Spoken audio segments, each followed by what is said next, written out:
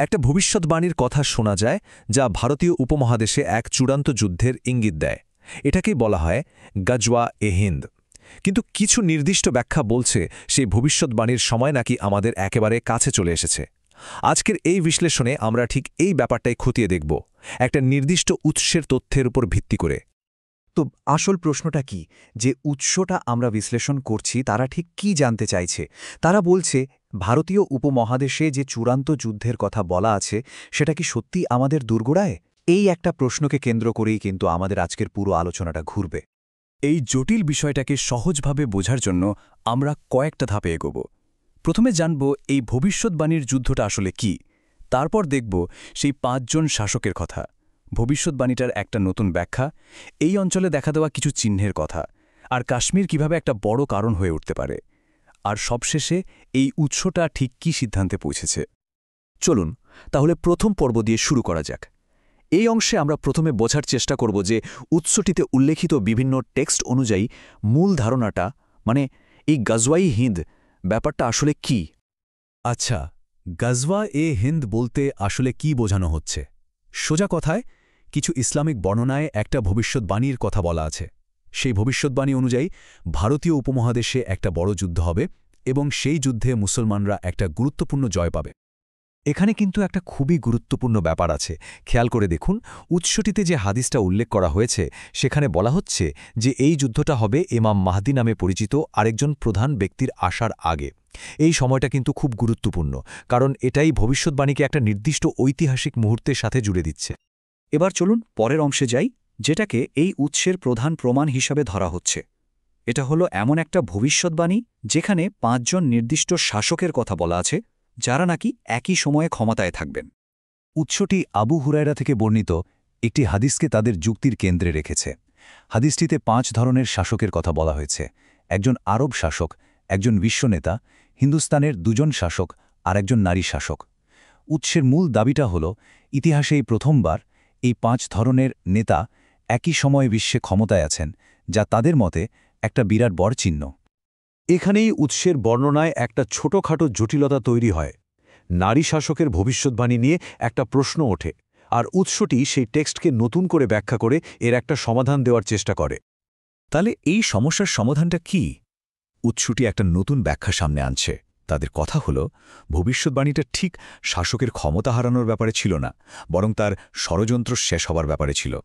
তার মানে, যদিও শাসক ক্ষমতা থেকে সরে গেছেন, উৎসটির দাবি হল তার প্রভাব বা ষড়যন্ত্র এখনও চলছে, যেটা শেষ পর্যন্ত ইমাম মাহাদি এসে শেষ করবেন। তাদের এই নতুন ব্যাখ্যার সাপোর্টে উৎসটি একটা কবিতার লাইন তুলে ধরেছে। সেখানে বলা হচ্ছে, শিন দিয়ে শুরু আর নুন দিয়ে শেষ এমন নামের একজন নেতা নাকি মিত্রদের কাছে আশ্রয় নিয়েও অপমানিত হবেন।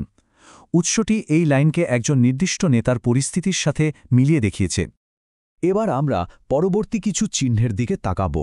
উৎসটি এমন একটা ভবিষ্যৎবাণীর দিকে আমাদের মনোযোগ আকর্ষণ করছে যেখানে বলা আছে যে যুদ্ধের ঠিক আগে পরপর 2টো বড় ঘটনা ঘটবে। হুজাইফা থেকে বর্ণিত একটা হাদিস অনুযায়ী 2টো ঘটনার কথা বলা আছে। প্রথমটা হলো একটা ধ্বংসাত্মক বাতাস। উৎসটি দাবি করছে পুরীর জগন্নাথ মন্দিরের পতাকা ছিঁড়ে যাওয়ার ঘটনাটাই হলো সেই চিহ্ন, এবং এটা নাকি অলরেডি ঘটে গেছে। আর দ্বিতীয় ঘটনাটা হলো একটা ভয়াবহ দুর্ভিক্ষ, যেটা এর পরেই ঘটবে বলে ধারণা করা হচ্ছে। চলুন এবার দেখি এই পুরো পাজেলের শেষ অংশটা কি। উৎসে মতে ভবিষ্যৎবাণীতে বলা সে দুর্ভিক্ষটা কিভাবে শুরু হবে, এর উত্তর নাকি লুকিয়ে আছে কাশ্মীরকে ঘিরে ভূ-রাজনৈতিক ঘটনার মধ্যে। এখানকার মূল পয়েন্টটা হল, উৎসটি কাসিদা সওগাত নামে আরেকটি কাব্যিক টেক্সটকে ব্যাখ্যা করে বলছে যে কাশ্মীরকে নিয়ে যে সংঘাত, সেটাই হবে সেই ফাইনাল ট্রিগার, যা পরের ঘটনাগুলোকে এক ধাক্কায় এগিয়ে নিয়ে যাবে। উৎসটি একটা চেইন অফ ইভেন্টস বা ঘটনার শৃঙ্খলের কথা বলছে। তাদের মতে ঘটনা প্রবাহটা হবে এই রকম। প্রথমে কাশ্মীরের স্বাধীনতা নিয়ে বিরাট সংঘাত শুরু হবে, যেটা থেকে একটা বড় যুদ্ধ লাগবে। এই যুদ্ধটাই পরে সেই ভবিষ্যৎবাণীতে বলা দুর্ভিক্ষের কারণ হবে, আর সবশেষে এই পরিস্থিতিটাই গাজওয়াই-হিন্দের চূড়ান্ত যুদ্ধের সূচনা করবে। আমরা এখন একদম শেষের দিকে চলে এসেছি। এবার দেখব উৎসটি কিভাবে এইসব সূত্রগুলোকে এক জায়গায় এনে তার ফাইনাল সিদ্ধান্তে পৌঁছেছে। তাহলে উৎসটি সব সূত্র কিভাবে মেলাচ্ছে, তারা বলছে 5 ধরনের শাসকের উপস্থিতি, নারী শাসকের পতনের পরেও তার ষড়যন্ত্রের অস্তিত্ব, মন্দিরের পতাকার ঘটনার মাধ্যমে বায়ুর চিহ্নের পূরণ এবং বাংলাদেশের রাজনৈতিক পরিস্থিতি, এই সব কিছুকে একসাথে রেখে তারা কাশ্মীরকে সেই ফাইনাল ক্যাটালিস্ট বা অনুঘটক হিসেবে চিহ্নিত করছে যা পুরো ঘটনাকে গতি দেবে। এই সমস্ত ব্যাখ্যার ওপর ভিত্তি করে উৎসটির চূড়ান্ত সিদ্ধান্ত হল গাজওয়া এহিন্দের ভবিষ্যৎবাণীতে যে ঘটনাগুলোর কথা বলা আছে তা ঘটার সময় একেবারে কাছে। মনে রাখতে হবে এটা সম্পূর্ণভাবেই সেই নির্দিষ্ট উৎসের নিজস্ব ব্যাখ্যা এবং সিদ্ধান্ত। সুতরাং আজকের আলোচনার শেষে এই একটা বড় প্রশ্ন থেকেই যাচ্ছে, এই নির্দিষ্ট ব্যাখ্যা অনুসারে একটা প্রাচীন ভবিষ্যৎবাণীর খণ্ড খণ্ড অংশগুলো কি সত্যি আমাদের চোখের সামনেই এক এক করে মিলে যাচ্ছে? এই তথ্যগুলো নিয়ে আরও গভীরভাবে ভাবার সুযোগ কিন্তু রইল।